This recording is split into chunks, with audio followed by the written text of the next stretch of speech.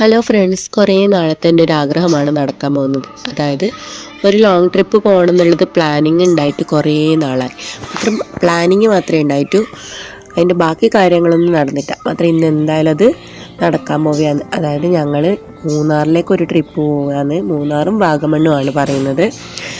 അപ്പം ഞങ്ങളെന്ന് വെച്ചാൽ ഞാനും എൻ്റെ സിസ്റ്ററും പിന്നെ ഞങ്ങളുടെ രണ്ടുപേരുടെയും കെട്ടിയോനും പിള്ളേരും, ഇത്ര ആൾക്കാരാണ് പോകുന്നത്. ഞങ്ങളുടെ കാറിലാണ് പോകുന്നത്. അപ്പോൾ അതാകുമ്പോൾ കുറച്ച് നല്ലതല്ലേ, നമുക്ക് ഇടയ്ക്ക് എവിടെയെങ്കിലും നിർത്തണമെങ്കിൽ നിർത്താം. അങ്ങനെയൊക്കെ ആയിട്ടാണ് പോകുന്നത്. വെളുപ്പിന് 1 മണിക്ക് ഞങ്ങൾ യാത്ര പുറപ്പെട്ടു. പിന്നെ ഞങ്ങൾ നിർത്തിയതെന്ന് പറഞ്ഞാൽ മാഹിയിലെത്തുമ്പോൾ എണ്ണ അടിക്കാൻ വേണ്ടിയിട്ട് ഫുൾ ടാങ്ക് എണ്ണ അടിച്ച് അവിടുന്ന് വീണ്ടും യാത്ര പുറപ്പെട്ടു. അതിനുശേഷം പാലക്കാട് എത്തുമ്പോൾ ലൊക്കേഷനിൽ ഭാരതപ്പുഴ എന്ന് കണ്ടു. അപ്പോൾ അവിടെ ഒന്ന് സ്റ്റോപ്പ് ചെയ്തു. അപ്പോഴത്തേക്ക് കാറിലിരുന്ന് മടുത്തു. അതായത് ശരിക്കും ഉറങ്ങാനും പറ്റുന്നില്ല. കഴുത്തൊക്കെ വേദനയെടുത്ത് ഇങ്ങനെ തലയൊക്കെ ചെരിച്ച് വെക്കുമ്പോൾ നല്ല വേദനയായിരുന്നു. അപ്പം അതൊക്കെ കാരണം ഒന്ന് നിവർത്തണമല്ലോ എന്ന് വിചാരിച്ചിട്ട് ഇറങ്ങിയതാണ് അവിടെ. പിന്നെ ഉറക്കം വരുമ്പോൾ നമുക്ക് എവിടെയെങ്കിലായി ഒന്ന് ചുരുണ്ട് കൂടണം എന്നല്ലേ ഉണ്ടാവും. അപ്പോൾ 1 മണിക്കേ വിട്ടതുകൊണ്ട് നല്ല ക്ഷീണം ഉണ്ടായിരുന്നു. കണ്ണൊന്നും തുറക്കാനേ പറ്റുന്നില്ല ഉറക്കം വന്നിട്ട്. അപ്പോൾ പിള്ളേർക്കും അങ്ങനെ എങ്ങനെയെങ്കിലും ബാക്കിൽ കുറച്ച് സ്ഥലമില്ല ഉണ്ട്, നമ്മൾ ഇങ്ങനെ അഡ്ജസ്റ്റ് ചെയ്തിട്ട് അവിടെ കിടന്നു പറയാം. ഇതായി ഇരുന്നിട്ടും പിള്ളേരെ മടിയിൽ അങ്ങോട്ടും ഇങ്ങോട്ടും കിടത്തിയിട്ടും എങ്ങനെയെല്ലാം ആയിട്ട് കിടന്നുറങ്ങി. പിന്നെ അത് കഴിഞ്ഞ് ഞങ്ങൾ 8:30-9 മണിയാകുമ്പോൾ മാട്ടൂറുള്ളൊരു ഫാമിലി റെസ്റ്റോറൻറ്റിൽ കയറിയിട്ട് ബ്രേക്ക്ഫാസ്റ്റ് കഴിച്ചു. ബ്രേക്ക്ഫാസ്റ്റിന് വെള്ളയപ്പവും പിന്നെ പത്തൽ അങ്ങനെയുള്ള സാധനങ്ങളായിരുന്നു കഴിച്ചത്. അതാകുമ്പോൾ വയറിന് വലിയ കുഴപ്പമില്ലല്ലോ എന്ന് വിചാരിച്ചു. പിന്നെ അടുത്ത സ്റ്റോപ്പ് എന്ന് പറഞ്ഞാൽ നമ്മൾ ആലുവ എത്തുമ്പോഴാണ് ഫുഡ് കഴിച്ചത്. പിന്നെ എന്താ കഴിച്ചത്? ചോറാണ് കഴിച്ചത്. ബിരിയാണിയൊക്കെ കഴിച്ചാൽ ഈ വണ്ടിയിൽ പോകുമ്പോൾ ഛർദ്ദിക്കും എന്നുള്ളത് കാരണം ചോറ് കഴിച്ചു. അതാകുമ്പോൾ വലിയ പ്രശ്നമൊന്നും ഇല്ലാണ്ട് അങ്ങ് എത്തിക്കോളും എന്ന് വിചാരിച്ചു. അത് കഴിഞ്ഞ് പിന്നെ ഞങ്ങൾ എവിടെയും സ്റ്റോപ്പാക്കിയിട്ടില്ല, നേരെ വിട്ടു എടുത്തേക്ക് മൂന്നാറിലേക്ക്.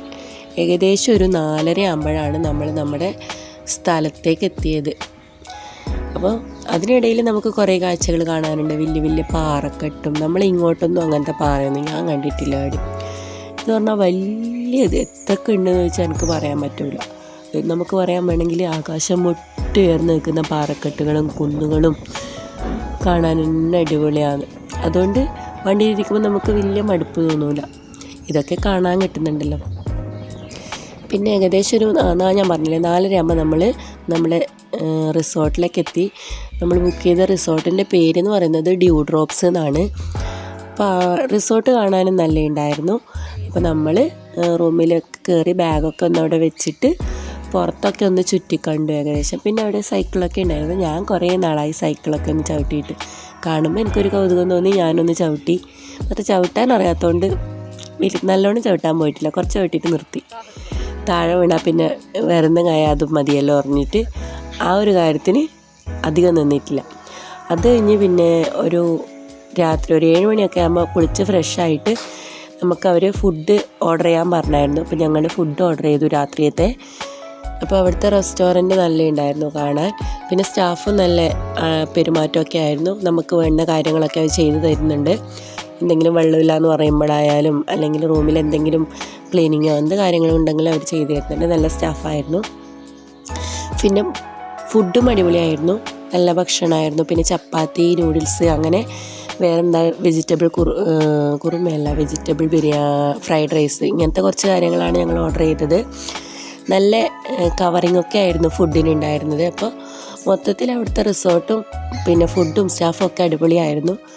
പിന്നെ ഞങ്ങളൊരു പിറ്റേ ദിവസത്തെ മൂന്നാറൊന്ന് കറങ്ങാനുള്ള പ്ലാനൊക്കെ നടത്തിയിട്ട് ഏകദേശം ഒരു 10 മണിയാകുമ്പോൾ കിടന്നിറങ്ങി. നല്ല ക്ഷീണം ഉണ്ടായിരുന്നു. എന്തായാലും വെളുപ്പിന് പോകാനുള്ളതല്ലേ എന്ന് വിചാരിച്ചിട്ട്. തലേ ദിവസത്തെ പ്ലാനിങ് ഫ്ലോപ്പായി ഗൈസ്. കാരണം എഴുന്നേൽക്കാൻ ലേറ്റായി. 10 മണിയായി ഞങ്ങൾ അവിടെ നിന്ന് പുറപ്പെടുമ്പോൾ. അതുകൊണ്ട് തന്നെ ടോപ്പ് സ്റ്റേഷനായിരുന്നു നമുക്ക് ഫസ്റ്റത്തെ ലൊക്കേഷൻ വന്നിട്ടുള്ളത്. അപ്പോൾ അവിടെ പോയതിന് ശേഷം മാത്രം ബാക്കിയുള്ളത് കാണാൻ പറഞ്ഞു. ടോപ്പ് സ്റ്റേഷനിലേക്ക് എത്തുമ്പോൾ 12 മണി. തണുപ്പുള്ളതുകൊണ്ട് കുഴപ്പമില്ല. എന്തായാലും അവിടെ കയറി അവിടുത്തെ കാഴ്ചകളൊക്കെ കണ്ടു. കുറേ വലിയ കുന്നുകളും ഞാൻ നേരത്തെ പറഞ്ഞ പോലെ നല്ല ഉണ്ടായിരുന്നു കാണാൻ വേണ്ടിയിട്ട്. നല്ല തണുപ്പും ഇങ്ങനെ മഞ്ഞിങ്ങനെ സ്റ്റാർട്ട് ചെയ്യുന്നില്ലേ, നമ്മളിങ്ങനെ ഫോഗ് വരുന്നു, അതൊക്കെ കാണാൻ അടിപൊളിയായിരുന്നു. പിന്നെ കുറച്ച് സമയം അവിടെ നിന്നു. പിന്നെ അവിടെ നിന്ന് വരുന്ന വഴിക്ക് കുറച്ച് സ്വീറ്റ്സ്, അതായത് ചോക്ലേറ്റൊക്കെ വാങ്ങി. വരുന്ന വഴിക്ക് വണ്ടിയിൽ ഇങ്ങനെ ബിരിയാണി വെക്കുന്നുണ്ടായിരുന്നു. അപ്പോൾ അവിടെ നിന്ന് കേരള ബിരിയാണി അത് കഴിച്ചു. പിന്നെ നമുക്ക് കുറേ പോകാനുണ്ടല്ലോ, അപ്പോൾ പിന്നെ വീണ്ടും യാത്ര സ്റ്റാർട്ട് ചെയ്തു. എന്നിട്ട് നമ്മളവിടെ കാണാനുള്ളത് പറഞ്ഞാൽ തേയിലത്തോട്ടങ്ങളാണ്. മൂന്നാറിൻ്റെ ഹൈലൈറ്റ് എന്ന് പറയുന്നത് അത് തന്നെയാണ്. അപ്പം എന്ന് പറഞ്ഞാൽ അത് കാണുമ്പോൾ നമുക്ക് ഇങ്ങനെ അവിടെ തന്നെ നിന്ന് നോക്കാൻ തോന്നും. വണ്ടിയിൽ പോകുന്ന കാണുമ്പോൾ അടിപൊളിയാണ്. അടിപൊളി എന്ന് പറഞ്ഞാൽ അത് ഇങ്ങനെ പറഞ്ഞറിയിക്കേണ്ടതെന്നുള്ളത് അറിയില്ല. അതവിടെ പോയിട്ട് കാണുന്നതായിരിക്കും ഏറ്റവും നല്ലത്. പിന്നെ ഞങ്ങളവിടെ ഇറങ്ങി ഫോട്ടോ ഒക്കെ എടുത്തു. 4 സൈഡിലും തേയിലത്തോട്ടങ്ങളാണ്.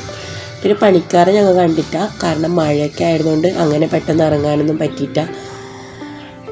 എന്തായാലും ഇങ്ങനെ നമ്മൾ യാത്ര ചെയ്യുന്ന സമയത്ത് ഫുള്ളായിട്ട് അവിടെ ഇങ്ങനെ തേയിലപ്പാടങ്ങൾ ഇങ്ങനെ പരന്ന് കിടക്കുന്നുണ്ട്. അത് ഇപ്പം നിങ്ങൾക്ക് ഇങ്ങനെ വീഡിയോയിൽ കാണുമ്പോൾ തന്നെ നല്ല രസമുണ്ടാവും.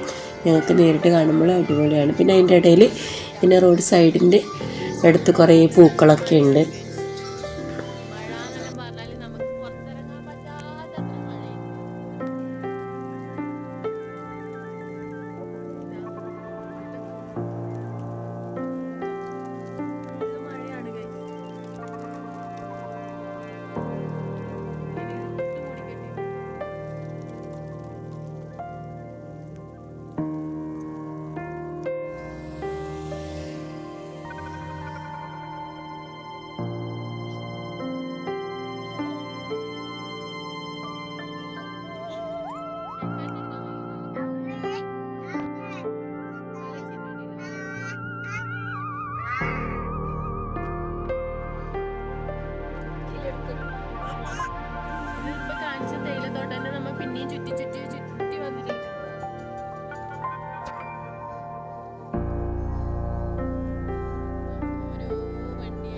പിന്നെയും കുറേ നേരത്തേക്ക് നമുക്ക് ഈ തേയിലത്തോട്ടം മാത്രമേ കാണാനുള്ളൂ. അതായത് ഒരു ഏകദേശം ഒരു പോകുന്ന സ്ഥലത്തല്ലേ ഈ തേയിലത്തോട്ടങ്ങളുണ്ട്, എന്നാലും നമുക്കൊരു 2 മണിക്കൂർ മുഴുവൻ ഇത് തന്നെയാണെന്ന് തോന്നും.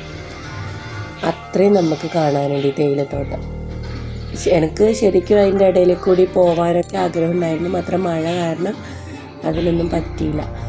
പിന്നെ ഞങ്ങൾ ഇടയ്ക്ക് തേയിലത്തോട്ടങ്ങളൊക്കെ കഴിഞ്ഞ് വേറൊരു സ്ഥലം കിട്ടിയിരുന്നു. ഒരു നല്ല പച്ചപ്പായിട്ട് ചെറിയൊരു തോട് പോലെയൊക്കെ ആയിട്ടുള്ളൊരു സ്ഥലം. അത് കാണാനും അടിപൊളിയായിരുന്നു. അപ്പോൾ അവിടെ കയറി ഇറങ്ങി കുറച്ച് ഫോട്ടോസും വീഡിയോസൊക്കെ എടുത്തായിരുന്നു. അത് അടിപൊളിയായിട്ടുണ്ടായിരുന്നു ആ സ്ഥലം. മൊത്തത്തിൽ പറഞ്ഞാൽ നമുക്ക് കാണുന്ന എല്ലാ സ്ഥലങ്ങളും ആസ്വദിക്കാൻ പറ്റുന്ന രീതിയിലായിരുന്നു. അത്രയ്ക്കും ബ്യൂട്ടിഫുൾ ആയിട്ടുള്ള പ്ലേസസ് ആയിരുന്നു മൂന്നാറിലുണ്ടായിരുന്നത്.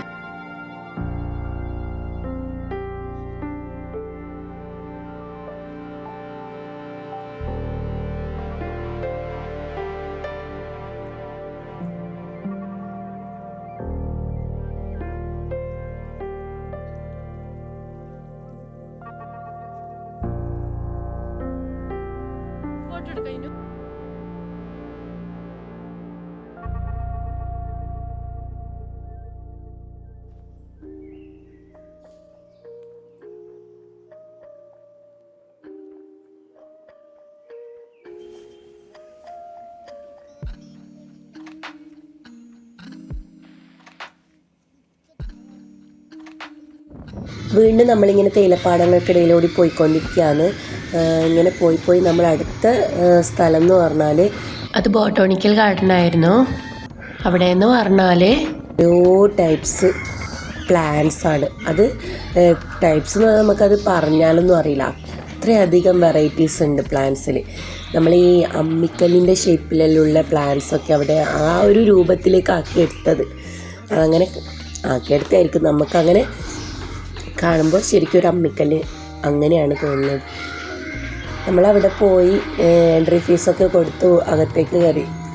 പിന്നെ കുറച്ച് ഫോട്ടോസൊക്കെ എടുത്തു.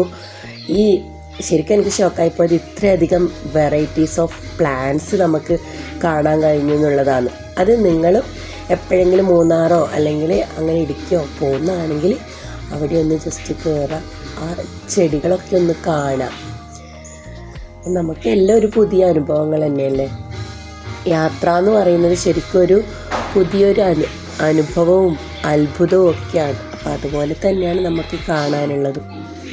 അപ്പോൾ എന്തായാലും പറ്റുന്നവരെന്നല്ല, മൂന്നാറോ അല്ലെങ്കിൽ ഇടുക്കിയോ അങ്ങനെ സൈഡെങ്കിലും യാത്ര പോകുന്നവരാണെങ്കിൽ അതൊന്ന് കാണണം. അത് കാണാനുണ്ട് എന്തായാലും.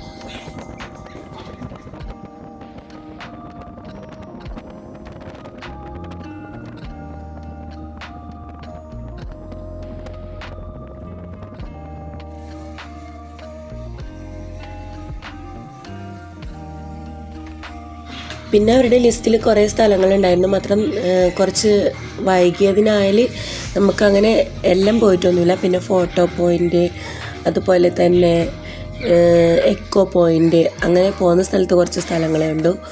പിന്നെ അത് കൂടാണ്ട് കണ്ടു തരുന്ന മാട്ടുപ്പെട്ടി ഡാം, അത് കുറച്ച് കാണാനുണ്ടായിരുന്നു. അപ്പോൾ അവിടെ പോയി ഫോട്ടോ ഒക്കെ എടുക്കാനുണ്ട്. ഫോട്ടോ എടുത്തായിരുന്നു അവിടെ നിന്ന്. അപ്പോൾ അതൊക്കെ ചെയ്തു. പിന്നെ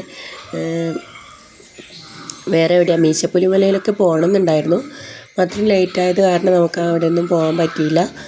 പിന്നെ നമുക്ക് പറ്റുന്ന സ്ഥലങ്ങളൊക്കെ നമ്മൾ പോയി കണ്ട സ്ഥലങ്ങളൊക്കെ നല്ലതായിരുന്നു, കാണാനൊക്കെ ഉണ്ടായിരുന്നു. പിന്നെ നമ്മൾ വരുന്ന വഴി ഒന്ന് ഈ തേയിലത്തോട്ടങ്ങൾക്കിടയിലൊന്ന് ഇറങ്ങി ഒന്ന് ഫോട്ടോ എടുത്തു.